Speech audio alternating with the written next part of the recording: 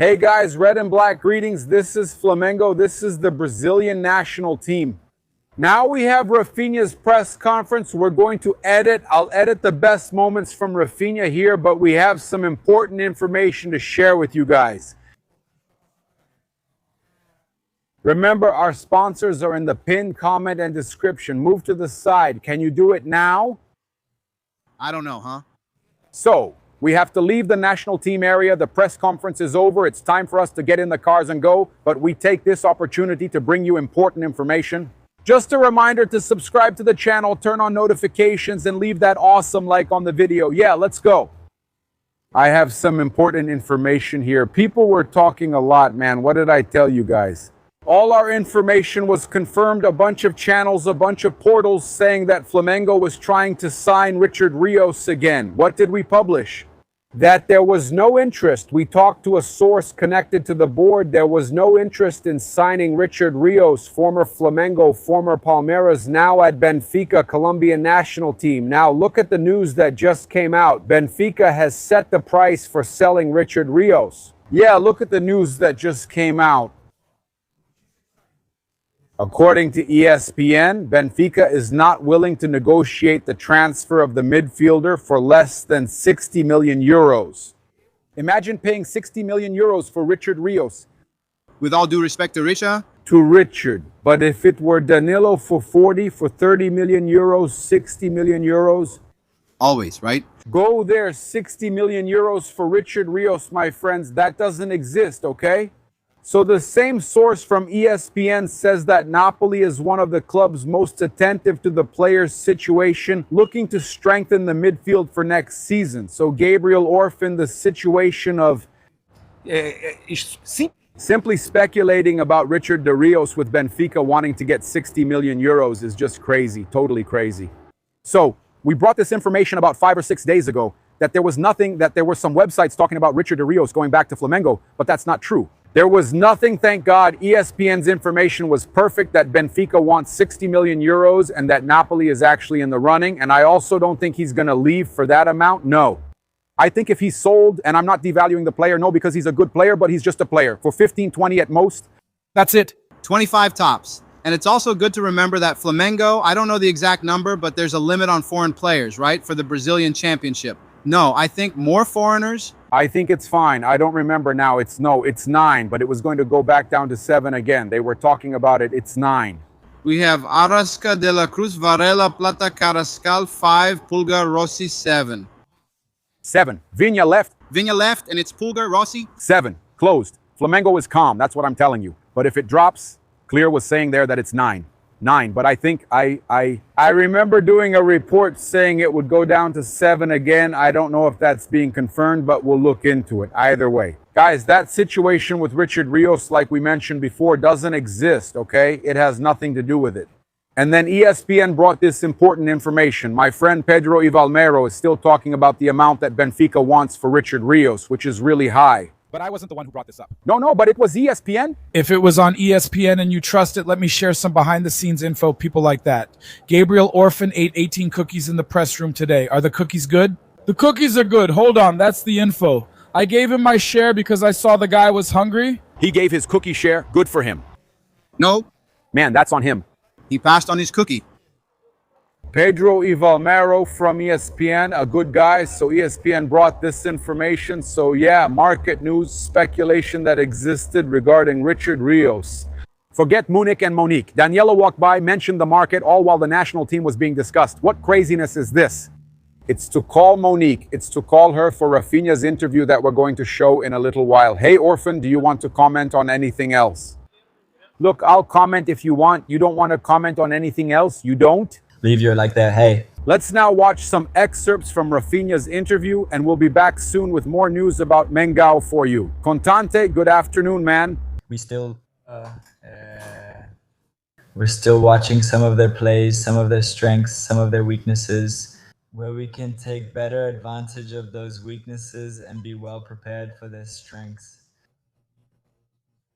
So we still have quite a few days ahead of us until the game, so we can better improve what we need to understand about them, man. I think not just in the first game. I think we need to not only pay attention to one thing, but to several things during the competition, because it's a competition like this in a short period of time. It's very tricky, treacherous. So there's little time to work in order to organize things better. So with this preparation time, we're trying to adapt and get as close as possible to not making mistakes. Yeah, so I think the point to pay attention to is it's the fact that we have a short competition in a short period and we have to make as few mistakes as possible. Look, I think I've already managed to deliver, yes, a lot for the national team. Yeah, obviously we can't be hypocrites and say it was the same as what happened at the club. But I think that within what was possible, within what we were going through, especially in this last World Cup cycle, I think I managed to deliver. Yes, good soccer is important, but as we, especially inside the locker room, are very aware of, the Brazilian national team is all about results. If we don't get results, we're going to be held accountable. So from the moment we're being held accountable for something we're doing at the club, I think it's because we have every ability to do that for the national team as well. And me, more than anyone, if I have to say that we need to improve, I'll say it. And I don't have a problem with that. And I think we can get better. Not just me, but several other players are also aware that we can get as close as possible when we're with the Brazilian national team to the level we show at our clubs. And we're working to achieve that. The best in the world. You have a bit of that too. Before the debut, before scoring more goals anyway, playing more, having a great run.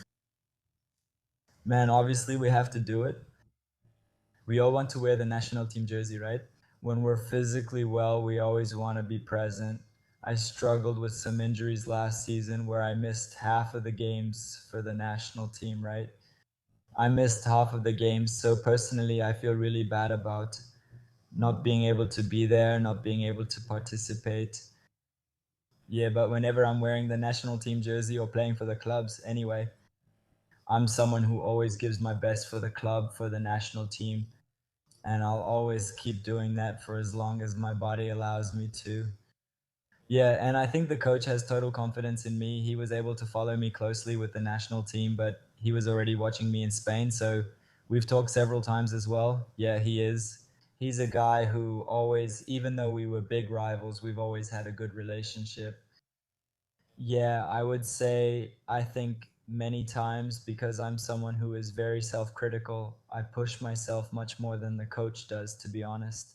So I think I try to prove myself more than I should, more than I need to prove to the coach. And I think that uh, he is very happy with what I have been delivering in training and in games. But I personally, I know that I can do much more, and I'm still looking for that improvement. You can't be too hard on him. There's still a lot of time until the game, man. It's not corridor, it's corridor. It's something we're used to doing in soccer when someone has a birthday, when someone is marked and comes back to training. So it's more of a tradition, from soccer itself. And speaking about Igor, Thiago, and Hendrik, I think it's more a matter of each one's characteristics. Each one obviously has a different characteristic from the other, and we as a whole, we have to adapt. Each one has to adapt to the group, and the group has to try to adapt at least a little to each person's characteristics. I think that's what's most important. Yes, I think we had some complicated periods in our preparation, but I think we arrived in very good shape for the World Cup debut. Thank you, that's right. No, a good debut, if I could, it would be more than 15 minutes of practice. It wouldn't be just 15. No, that's not fair, man. Yeah, no. Nah. But that's how it is. Try to make the most of our day, right? Out of all the ones we really have. We wake up early to have breakfast, go straight from breakfast to training, get to training. Everyone does their own preparation. Sometimes we do a group warm-up. Sometimes we do an individual warm-up when there isn't a group one. Yeah, and there are also people who need to protect their feet, so they go and do that. When it's training time, we go to the field and you can watch the first 15 minutes. After that, I can't say what happens. But after training, right, there are people who usually go to the sauna, some who take cold baths, and some who go for treatment. After returning to the hotel, we have lunch. Some people play video games, others play cards, and some do other things. We have a Formula One simulator and some people use it. There's also a ping pong tournament happening now. There's the rehab crowd. I think the older ones, the more experienced ones, I mean, not old, just more experienced. They go to the training room for treatment to take care of their backs, but it doesn't go much beyond that. Each of us, has a slightly different routine, but always at some point there's body care, right? We go to the training room, use an LED boot, a pressure boot, physical therapy treatment. Physical, but also there are moments when you can relax a little. The guys go out and have some fun too, man. Even in the game against Egypt at the end of the first half, I also ended up playing a bit on the right side. Yeah, and I believe it's more about understanding what the game needs, right? Like I said, I adapted to playing on the left side, doing this role a little more tucked in. Yeah, if you look closely at Barcelona, in theory, I play on the left wing, but I don't stay wide on the left wing. My role is more on the inside. Yeah, so that's pretty much what I did there, especially at the beginning of the first half, up until the middle of the first half against Egypt, and in the middle of the second part of the first half. In the end, I finished on the right wing. Yeah, so I think we also have players who can play that role on the right wing. Luiz himself, Rayan, both of them have the ability to play that role. Yeah, and like I said, I think everyone is very well prepared for whatever they have to do. And in the end, at the end of the day, the decision will always be up to the coach, and we will respect his decision. I believe so. I think, like I said before in the other question, we have to understand how significant it is to wear the national team jersey. And especially for those who have already played in a World Cup, we already understand the weight of wearing the national team jersey. We went through a very complicated period where there was a lot of pressure, where there were a lot of doubts. And even so, we managed to come into this World Cup strong, which is what I believe. The national team is coming in strong to compete in the World Cup. Yeah, and we also have to understand the responsibility that each of us carries individually, right, within our clubs, and bring that into the national team.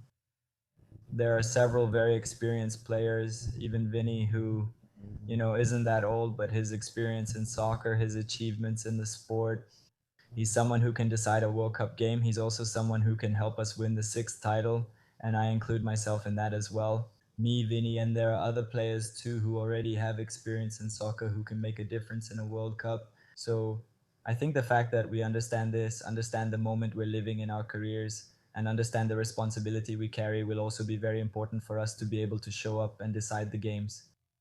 Those who made things easier, I think nobody touched him. They just let him go by. Yeah, no, but there was cake. Usually when it's someone's birthday, the kitchen staff prepares a cake so we can sing happy birthday and make it a really nice moment. They didn't let me eat the cake, right? They said I was late and had to come quickly. Yeah, but there's always a little something. I think it's important, right? It's a special day, and being able to enjoy my birthday with the team, I think we also have to make it a special moment, so there's always a nice little gift. Andre, man, I usually talk a lot with my friends, They also ask me what the atmosphere is like, if it's very tense or if it's relaxed. And always, every time I wore the national team jersey, it was always a very pleasant atmosphere, always a lot of joking around. Good moments, obviously, bad moments too, which is normal, but the atmosphere within the national team is always a very relaxed environment where everyone is pretty much joking around all the time. But the good thing is the moments when we know we have to focus and be serious, we can also switch that mindset when needed. We're a team that when we're at the hotel, we're very playful, we have fun, we joke around with each other. But when it's time to be serious, we're serious. So I think that's really important too. Now, we're bringing this information to you. Remember that you can lose weight in a healthy way with Mais Cabello, the Mais Slim program. See how even the conversation slimming down, you can lose weight using the Mais Slim program from Mais Cabello. And man, look, there's a discount for you. Besides that, right, there's also Exo to take care of your scalp. So Mais Cabello is available all over Brazil. You can always find a clinic near you. Listen, also reminding you that we have Haroldo's Caravan for you to travel and follow Flamengo's games, the World Cup. There's still time. Second phase, you can come, or even the first phase, some game, third game, you can come here. We're leaving here, look, from the Brazilian team's training camp, okay? And we're bringing you all the information about Mengao as well, all right? Look, we got news that Flamengo and Libra are preparing for a tough renegotiation, right? Yeah, with Globo's agreement, right? From Serie A, okay? Yeah. After Palmeiras left, Libra is going to start a tough renegotiation with Globo regarding the Brasileirão contract. The goal is to resolve a gap in the agreement which causes a loss of around 100 million for the clubs, right? Yeah, the one who will take the lead in the negotiation is the president of Flamengo, Luiz Eduardo Baptista, known as BAP. BAP, Flamengo and Libra. BAP taking the lead in the negotiation, okay? It's an important negotiation, okay? So he became a director of Libra, together with the CEO of Bahia, Raul Aguirre. That's why Leila Pereira left Libra, right, Palmeiras? The parties' conversation will be tough. Libra and Globo have very different views on the interpretation of the Brasileirão agreement, which totals 1.13 billion, around that amount, okay? Yeah, the problem started because the contract didn't include any clause that provided for an increase in the amount. In the case of an increase in the number of Libra clubs in Serie A, what happened? And that's exactly what happened with Rimo's promotion in 2026, right? The number went up to 9 and then there was no adjustment. With that, the amount was kept for the season, but divided among 10 clubs, right? And not 9. Yeah. It increased from 9 to 10 if there had been relegation, and only 8 clubs, the contract would have a discount. So if relegation leads to a discount, why doesn't an increase do the same? It's shameful, isn't it? Since last year, Flamengo has been complaining about this issue with the contract, which should cause a loss of 10 million per club. But the attempts at dialogue between the former Libra board and Globo were weak and led nowhere. So now BAP is taking action. Leila used to talk a lot about selfishness and all that, and now BAP is doing exactly what she always said Flamengo didn't do. He's fighting for everyone. He's fighting for everybody, okay? So yeah, in the last meeting with Palmeiras already out, the clubs decided to take an initiative to try to renegotiate with the broadcaster. Globo has already been notified and knows that this discussion was reopened with BAP. My friends, just to explain here this issue with Libra, the argument from Libra and Flamengo is about bringing it in line with the FFU contract, okay? In this agreement, there is indeed an increase in value if the number of clubs grows. There is a clause in the Libra agreement that states if there are better conditions in another signed contract, that is, in another group, right? In another contract signed by Globo with another group. When buying rights for the Brazilian championship, the same conditions have to apply to the entity. So you see, look at that. BAP found a loophole in the FFU contract that could affect this whole issue. So, my friends, right? Flamengo and Libra are preparing the renegotiation with Globo, and BAP, right, is getting involved, right? Guys, the situation with Luiz Araújo has heated up, huh? It heated up? Flamengo says they won't accept to sell, but according to the information, if an interesting offer comes in, Flamengo will negotiate. They say no, but we know Flamengo will need to make money. Flamengo will need to negotiate players in this mid-year transfer window. Besiktas and other foreign teams are following the situation of the 30-year-old player, and the newspaper O Globo reported this information. BAP made progress. BAP is moving forward for Luiz Araújo and is preparing a 3-year contract for Flamengo's forward. So, information is already starting to come out that the deal has progressed, and we're bringing you our findings. Talking to a source connected to Flamengo, he says they won't sell or make the sale easier. In fact, Flamengo isn't putting the player on display to sell him. If an offer comes in, they'll evaluate it and then decide whether or not to sell the player. But Flamengo doesn't want to sell Luiz Araújo, okay? But if a good offer comes in, Flamengo will evaluate it. The newspaper O Globo reports, right? And the English newspaper too. Team Talk also reported that too, right? Al Sadd from Qatar intensified contacts to try to sign Flamengo's player and has advanced the deal. So it's a possibility, remembering that Flamengo signed Plata from this team, okay? Al Sadd and the teams have a good relationship, even though it started with the previous management. They're reliable payers. Flamengo and everything else, this time it's Flamengo that's going to sell, so they have a good relationship. I always say this, that it makes the deal easier to happen, right? Yeah, over there at the club in Qatar.